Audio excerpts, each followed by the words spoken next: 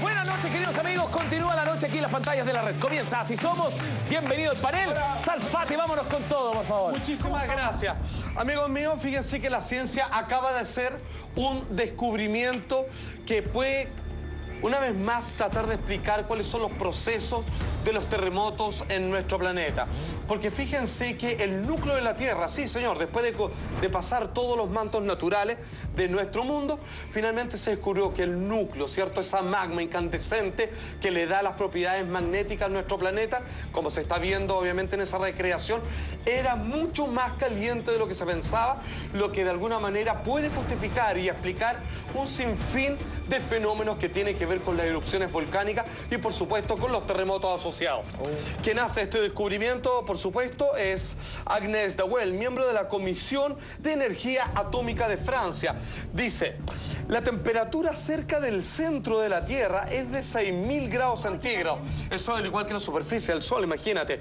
1.000 grados más de lo que se determinó en un experimento realizado hace 20 años. Estos datos ayudarán a comprender la fuerza que dan origen a los terremotos y el campo magnético de la Tierra. Vale decir, era mucho más su temperatura y obviamente eso puede, para muchos expertos en esta materia, de geólogos y científicos de distintas áreas, entender, digamos, si los terremotos tienen que ver con alguna subducción que parte desde el centro de nuestro planeta. ¿Pero siempre ha estado caliente o ha ido creciendo? No, siempre. Pero aumentó Aquí viene el tema, digamos, entretenido, que dice que en algún momento está el calor adentro, que está en una olla de presión, es el mismo fenómeno que necesita expulsar parte de esa energía y son obviamente los volcanes los puntos de salida de esa energía y donde hay un volcán hay un terremoto. Y ojo, quizás a veces los terremotos no alcanzan a reventar, pero el terremoto como fenómeno sí se produce, esta vez explicado a partir de lo que sucede en el núcleo de la Tierra. ¿Cómo miden la temperatura? ¿Cómo estos gallos son capaces de llegar?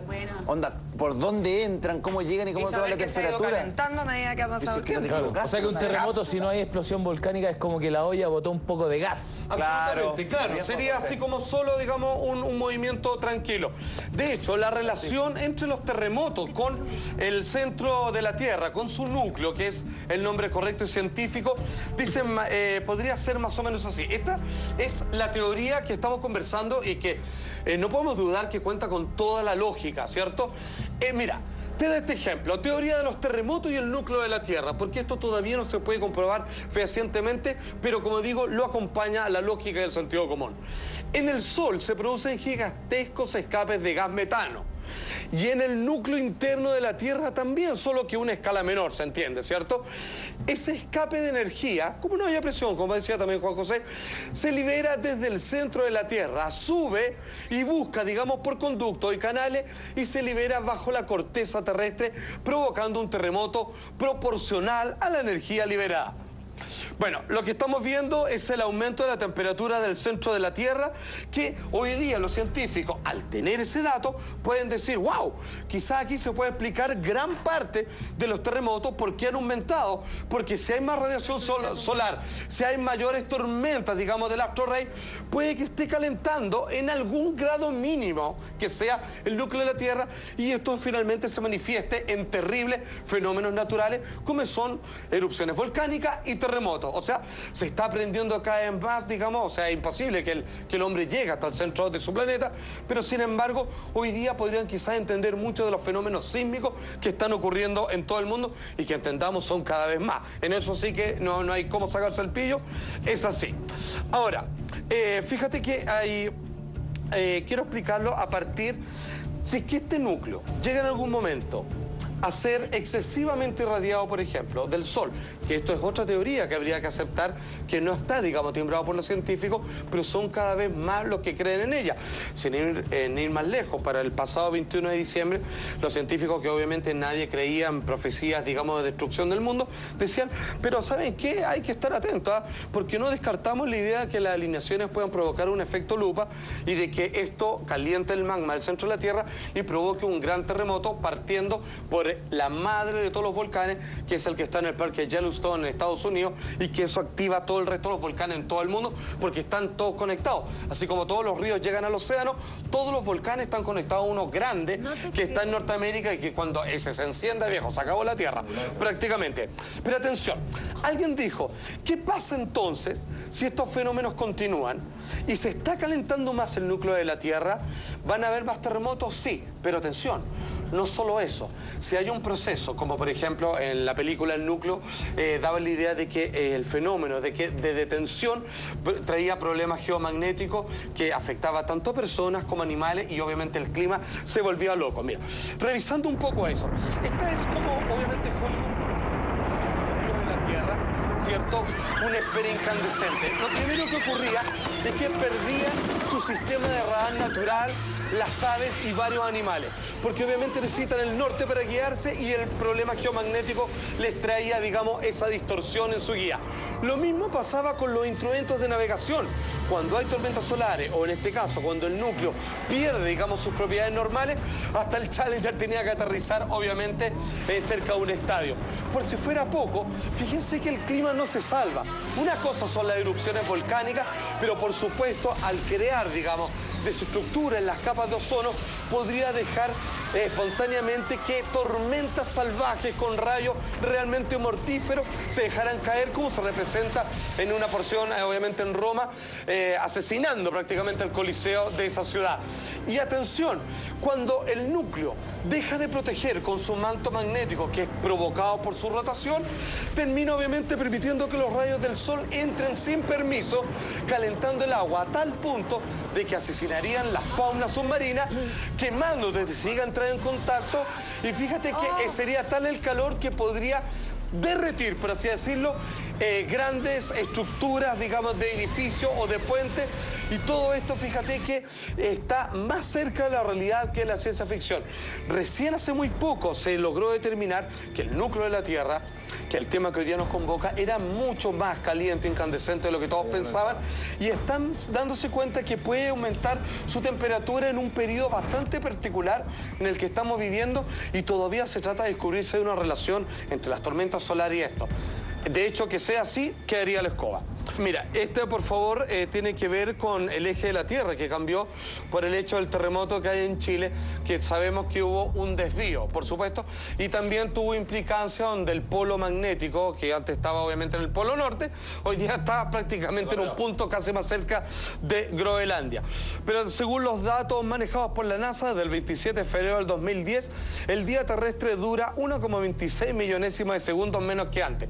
Parece una broma, calculado con un reloj, pero trae una serie de desajustes en los animales, como ya vamos a ver adelante. Pero antes, quiero contarles respecto a que hay una sucesión, un aumento de los sismos, y uno de los claros ejemplos de eso, que tiene presencia de un volcán, tiene que ver con los sismos en las Islas Canarias, por favor. Bueno, el lugar Isla El Hierro, así se llama, en Islas Canarias, por supuesto España, que está el número de sismos, 8.000 aproximadamente, en un periodo de como de 4 meses, eso, pero es una salvajada. En Chile, que es el país más sísmico, creo que no pasa de los 1.000 en todo el año, o 2.000, ponte tú. Esto fue en un periodo muy corto. Y los sismos se producen por la actividad volcánica que hay en esa isla, que hoy día parece amenazar todo donde hay una presencia de erupción o potencial erupción, producto también que tiene que ver con las variaciones que ha sufrido, al parecer, el núcleo de la Tierra, que recién los científicos lo están entendiendo en su totalidad.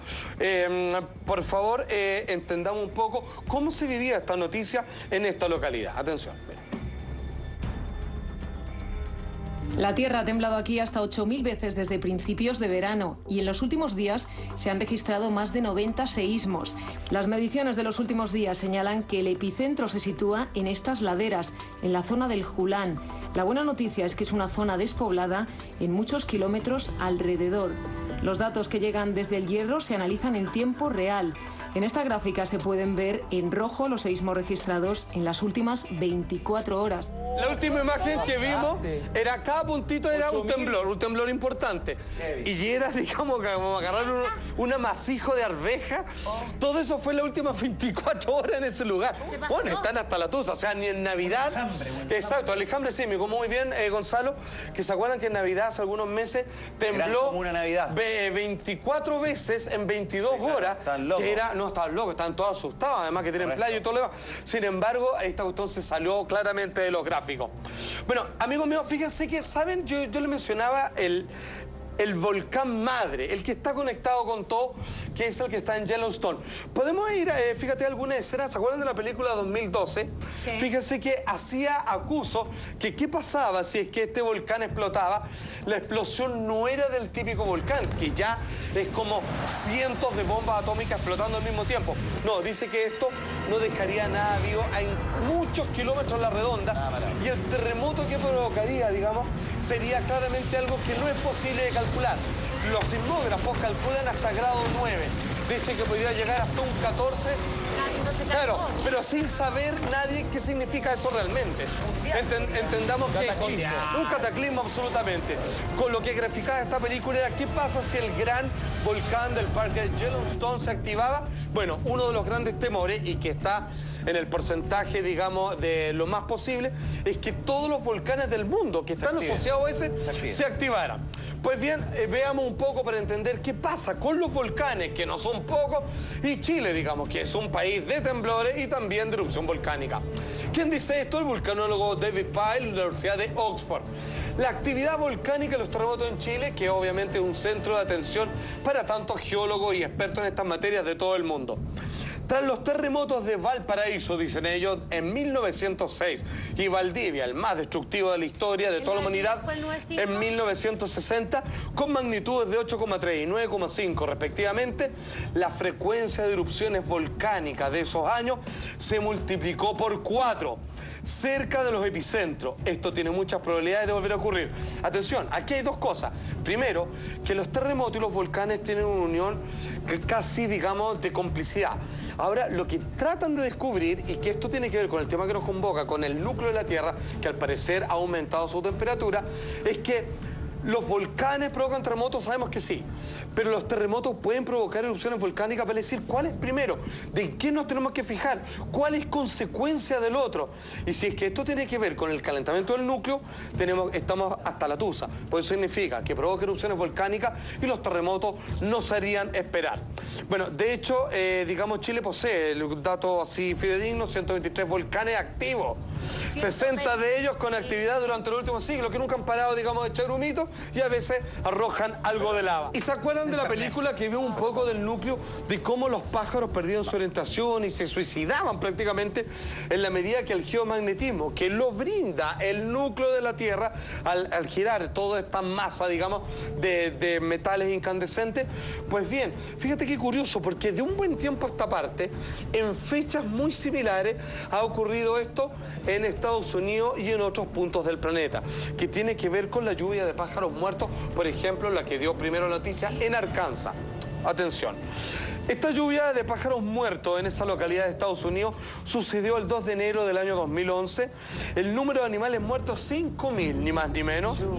Exactamente. Ahí están los videos. Pobrecito. Con este espectáculo terrible, después del año nuevo, la gente de esta localidad se encontraba con este triste espectáculo de que, sin entenderlo hasta el día de hoy, bandadas de pájaros de diversas especies caían en el suelo, producto, no entendían, porque no era por intoxicación, no era producto, digamos, de armas químicas, ni mucho menos, como finalmente se aprobó, sino que era un producto de desorientación que incluye...